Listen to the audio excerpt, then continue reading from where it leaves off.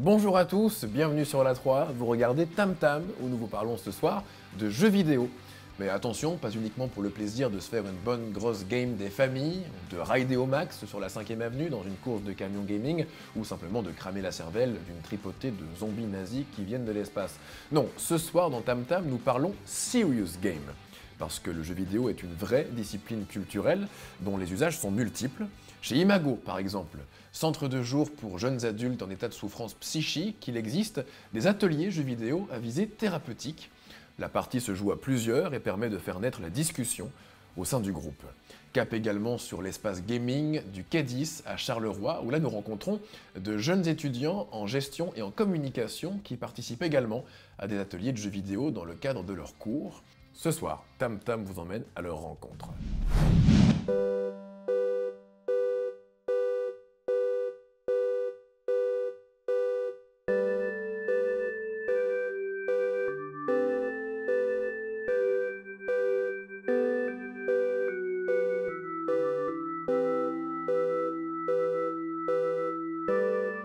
C'est un centre pour les jeunes adultes, même si on ne se donne pas de limite d'âge.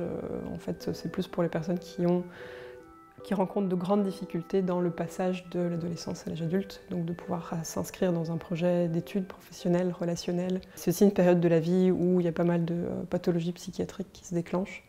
Donc l'idée, c'est de pouvoir accueillir toutes ces personnes et de leur offrir un temps pour pouvoir se remettre en question et reconstruire, ou construire pour la première fois, un projet de vie avec lequel on se sent en accord. La manière dont on a pensé l'atelier, c'était un peu comme un atelier conte mélangé à un atelier jeu de rôle ou psychodrame, c'est-à-dire de se rassembler autour d'une histoire à laquelle on participe. Il y a les aspects négatifs du jeu vidéo, ça c'est certain, surtout les jeux qui sont faits par des grosses entreprises pour que tu aies envie d'acheter le plus de stuff possible, où effectivement tu peux du coup te perdre dans l'imaginaire du jeu et délaisser un petit peu la vie réelle qui quelquefois est vachement plus dure. Et il y a des jeux qui proposent une vraie expérience humaine en fait, à travers le jeu vidéo. Et c'est pour ça que moi je pense que c'est vraiment un outil. Qu'elle veut. Bah, je suis obligée, j'ai pas eu le temps, ça veut dire qu'elle fuit complètement. Mais non, pas du tout. C'est quand tu dis je suis obligé que tu fuis complètement. Bah, j'ai pas eu le temps, ça veut dire qu'elle a rien fait, tu vois. Peut-être qu'elle était concentrée sur les études. Bah, ça fait partie de ses études, la photographie. J'ai envie de dire que j'ai pas eu le temps. Mais elle est timide, donc tu vois, c'est Ok. plus logique qu'elle Ok, dise je suis ok, obligée, ok. je sais pas. Ce qui est particulier aux jeux vidéo, qui n'existe pas dans d'autres médiations, c'est que c'est hyper immersif. Et donc le jeu propose des images, des thématiques, des réactions de divers personnages, celui qu'on joue mais aussi les autres. Et les joueurs rencontrent ça et ça leur permet du coup de se dire « Ah, ça me fait penser à ça ». Que ce soit dans leur propre histoire, ou alors des questions qui se posent, ou voilà, des choses comme ça. Et ça permet de parler après, à travers le jeu vidéo, de soi et de son rapport avec les autres, avec sa famille, avec les grandes questions de la vie. Comme on accueille des jeunes adultes, la question du choix est vraiment très sensible. Qu'est-ce qu'on va choisir comme boulot? Qu'est-ce qu'on va choisir comme études? Est-ce qu'on a envie de rester avec cette fille-là ou pas?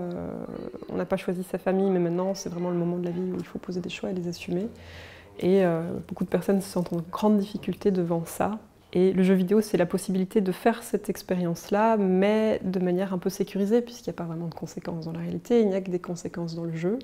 Mais c'est saisissant de voir à quel point, quand même, ça touche vraiment fort les personnes.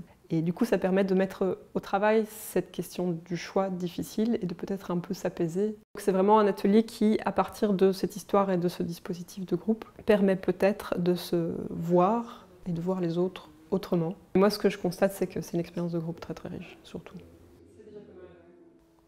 Bah, c'est un peu déroutant au début parce qu'en fait, on voit pas directement les conséquences. Oui, c'est vrai. Ça prend beaucoup plus de temps. Plus de temps, oui, c'est ça. Moi là, tu contrôles les conséquences. On commence à Ah, contrôler tu les reviens en conséquences. arrière, tu dis ok, j'ai pas aimé cette décision, je prends autre chose. Oui, mais quand bien même, même si tu prends une autre décision, tu vois pas encore Tu vois pas directement les conséquences que ça a, quoi. C'est un jeu que je savoure vraiment. C'est un jeu très intéressant, très interactif, non seulement entre les joueurs, mais aussi entre le personnage et le joueur. Parce que voilà, tu rentres carrément dans ses pensées. Mais tu dis le fait que tu entendes les pensées du personnage. Ouais, exactement. Ouais, je trouve ça super intéressant. C'est vrai que du coup, tu as une vraie proximité. Ouais, créer des liens. J'ai pensé d'abord, c'est un peu du vidéo, ça, pour moi, il y a des connotations d'un peu dépression quand j'ai déprimé. Je m'enferme dans ma chambre, après j'ai cherché des jeux vidéo gratuits et j'ai joué énormément tout seul pour, comment dire, dissocier de le monde réel. Mais du coup, j'ai pas vraiment une bonne image pour les jeux vidéo comme psychologiquement. En faisant cet atelier, ça a un peu changé parce que c'est outil de communication et puis plutôt on œuvre des discussions entre patients et des animateurs. Moi j'adore le jeu vidéo, donc je voudrais dire que ça a une bonne image, mais en fait dans les faits c'est vrai que ça a encore beaucoup d'a priori de certaines personnes qui ne jouent pas. Mais ça a tendance à changer, donc il y a beaucoup plus de choses qui se font autour du jeu vidéo, pas au niveau... allez, c'est pas négatif, c'est pas juste des personnes qui sont accros ou c'est de la violence et tout ce qu'on peut entendre sur les jeux vidéo. Si vous n'êtes pas satisfaite de ce que vous avez choisi, vous avez la possibilité de remonter et de vérifier qu'est-ce qui se passerait si vous choisissez l'autre option. Ah. On essaie, on est au début du jeu. Ok, ouais.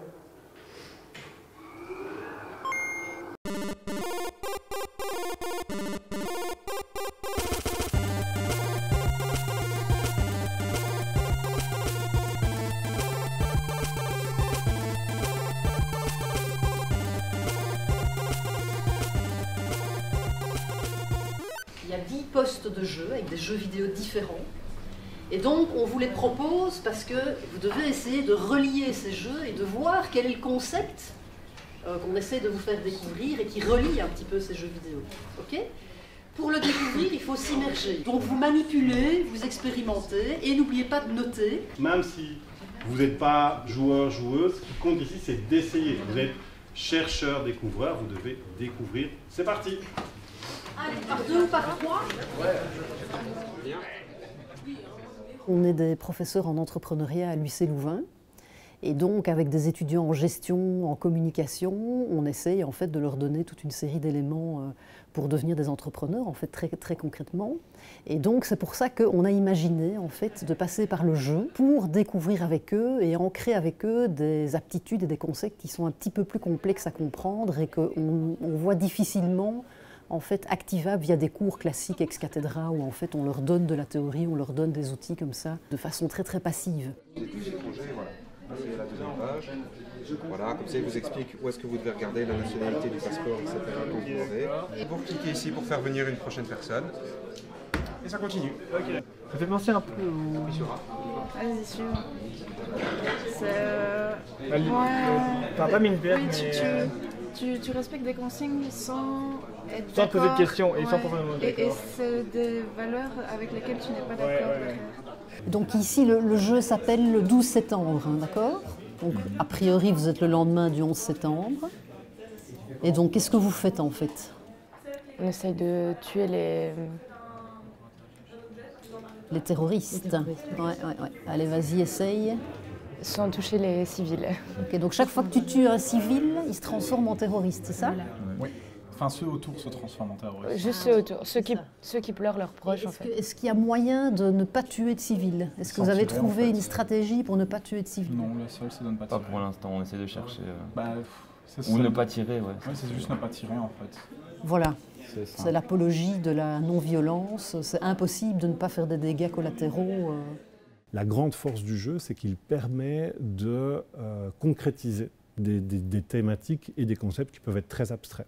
En proposant des confrontations, le jeu met en place les concepts. On va en fait leur faire comprendre que le lien entre ces différents jeux vidéo, c'est ce fameux concept d'empathie, parce que ce sont tous des jeux assez noirs, en fait, où on est confronté à des personnages qui vivent des douleurs, des peines, des situations très difficiles, des annonces à faire à l'entourage, ce qui nous permet après, dans une phase de débriefing, Alors là, vraiment d'entrer dans sa profondeur et sa complexité, avec différents sous-thèmes qui viennent derrière l'empathie, comme justement les peines, les frustrations, déconstruction, ne pas être dans la projection. Donc ce ne sont pas du tout des jeux qui sont pensés pour l'apprentissage. Au contraire, c'est des jeux qu'on se réapproprie et dont on transforme l'usage. Et donc en fait, le jeu, c'est plus effectivement un support, soit une initiation vers des thématiques, soit une mise en situation des thématiques travaillées. Les apprentissages, c'est dans les échanges ensemble qui vont émerger. C'est vrai que l'empathie, on ne pense pas forcément aux mots corrects directement, mais je trouvais que c'était vraiment bien fait. Enfin, moi, j'ai fait le jeu où il y a l'histoire du coming out, j'ai fait celui de la fille aveugle, donc forcément, je trouve que c'est directement lié à se mettre à la place. D'habitude, dans le cours, le prof nous donne des informations qu'on doit assimiler. Là, on l'assimile directement par le jeu. Dans 6 mois, dans 2 ans, dans 10 ans, on l'espère, ils se rappelleront des concepts qu'ils ont vécus aujourd'hui grâce aux émotions, grâce à la co-construction. Et donc on espère que ça va vraiment ancrer ce concept dans leur tête et dans leurs actions. Merci beaucoup d'avoir suivi ce nouveau numéro de Tam Tam. N'hésitez pas à le retrouver sur nos différents réseaux sociaux, Facebook, YouTube ou sur notre site internet. Et quant à nous, on se retrouve non pas la semaine prochaine, mais dans 15 jours pour une nouvelle émission. Excellente soirée sur la 3 et à très vite. Ciao.